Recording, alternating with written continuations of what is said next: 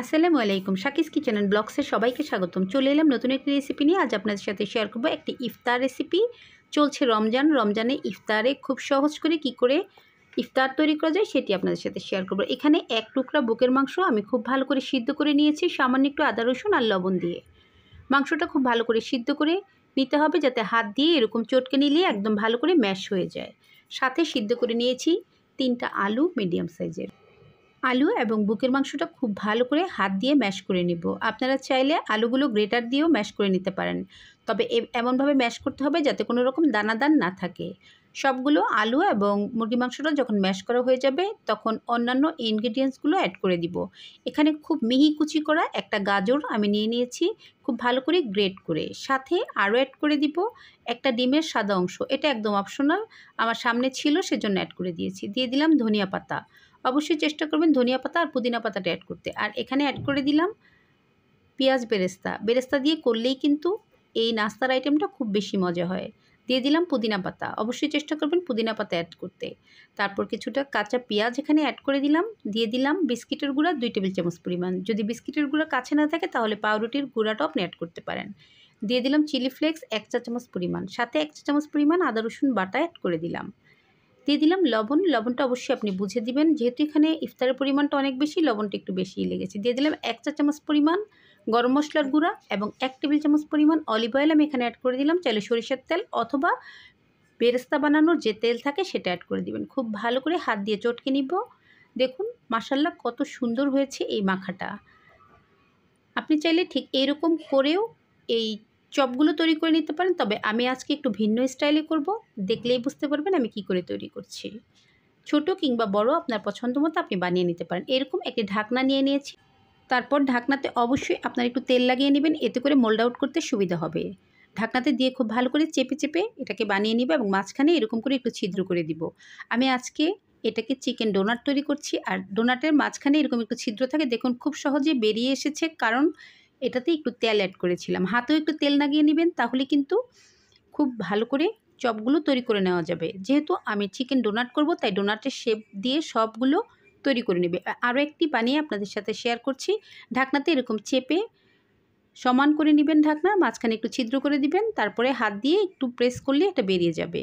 অবশ্যই ঢাকনাতে তেল লাগিয়ে নেবেন, তাহলে কিন্তু মোল্ড আউট হতে খুব সহজ হবে। আর এভাবে আমি সবগুলো ডোনাট তৈরি করে নেব। মাশাআল্লাহ দেখতে কতটা সুন্দর সেটা দেখেই বোঝা যাচ্ছে। অসম্ভব মজার এই নাস্তাটি চাইলে বাচ্চাদের ইফতারে, বিকেলের নাস্তায় অথবা টিফিনে আপনারা দিতে পারেন, খুব সহজ। তারপর একটি ডিম ভেঙে নিলাম। ডিমটাকে খুব ভালো করে সামান্য একটু লবণ দিয়ে ফেটিয়ে নিব। যেহেতু বিস্কিটের গুঁড়ায় আমি এটা গড়িয়ে নিব, তাই এখানে বিস্কিটের গুঁড়াটা নিয়ে নিলাম। প্রথমে ডোনাটগুলোকে ডিমে গড়িয়ে নিব, তারপর এটাকে ডিমে চুবানো হয়ে গেলে বিস্কিটের গুঁড়ায় একটু গড়িয়ে নিব। তারপর 10 থেকে 15 মিনিট ডিপ ফ্রিজে রেখে এটাকে ভেজে নিলে তেলের মধ্যে খুব বেশি বিস্কিটের গুঁড়া পড়বে না। এটা কিন্তু একটা টিপস। আগে ফ্রিজে রেখে তারপর ভেজে নেবেন, তাহলে বিস্কিটের গুঁড়া দিয়ে তেলটা একদম নষ্ট হবে না। খুব ভালো করে বিস্কিটের গুঁড়ায় গড়িয়ে নিলাম। আর এভাবে আমি সবগুলো বানিয়ে কিছু সময় ফ্রিজে রেখে তারপর আপনাদের সামনে দেখালাম। দেখুন বিস্কিটের গুঁড়া কিন্তু ঝরে পড়ছে না, খুব সুন্দর করে হয়ে গিয়েছে। যখন সবগুলো ডোনাট এরকমভাবে বানানো হয়ে যাবে তখন 10 থেকে 15 মিনিট আপনারা ডিপ করে নেবেন। আর সংরক্ষণ করতে চাইলে ঠিক এভাবে জমিয়ে একটি বক্সে অথবা জিপলক ব্যাগে রেখে দিবেন। ভাজার 10 থেকে 15 মিনিট আগে নামিয়ে নিলেই হয়ে যাবে।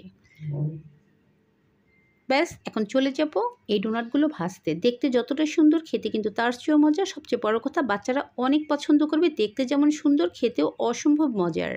তাই চাইলে এত অল্প উপকরণে আপনারা বাসায় তৈরি করে দিতে পারেন চিকেন ডোনাট। আলু তো সবার বাসায় থাকে, আর 1 টুকরা বুকের মাংস। ব্যাস, পর্যাপ্ত পরিমাণ তেল চুলায় দিয়ে তেলটা যখন গরম হবে তখন একটা একটা করে ডোনাট দিয়ে আমি ভেজে নিব। অবশ্যই মিডিয়াম আঁচে রেখে ভাজতে হবে, তাহলে ডোনাটগুলো খুব সুন্দর মতো উপর থেকে ক্রিস্পি হবে এবং ভিতরটাও সুন্দর মতো হবে। মিডিয়াম আঁচে রেখে কিছুটা সময় নিয়ে আমি সবগুলো ডোনাট ভেজে নিব। তবে আপনার যতটুকু প্রয়োজন ততটুকুই ভাজবেন, বাকিটা আপনি ডিপ ফ্রিজ করে সংরক্ষণ করতে পারবেন। এটাই সুবিধা যে বানিয়ে সংরক্ষণ করা যায়। আর দেখলেন তো 1 টুকরা বুকের মাংস দিয়ে কতগুলো ডোনাট হয়েছে। এটাই বলেছি যে 1 টুকরা বুকের মাংস দিয়ে পরিবারের সবার জন্য ইফতার আইটেম হয়ে গেল। বাচ্চাদের টিফিনে দিতে চাইলে কিন্তু এটা খুব সহজ এবং খুবই মজাদার একটি নাস্তার রেসিপি। আমি খুব ভালো করে উল্টে পাল্টে সবগুলো ভেজে নিলাম। কালারটা মাশাআল্লাহ কত সুন্দর হয়েছে দেখতেই পাচ্ছেন।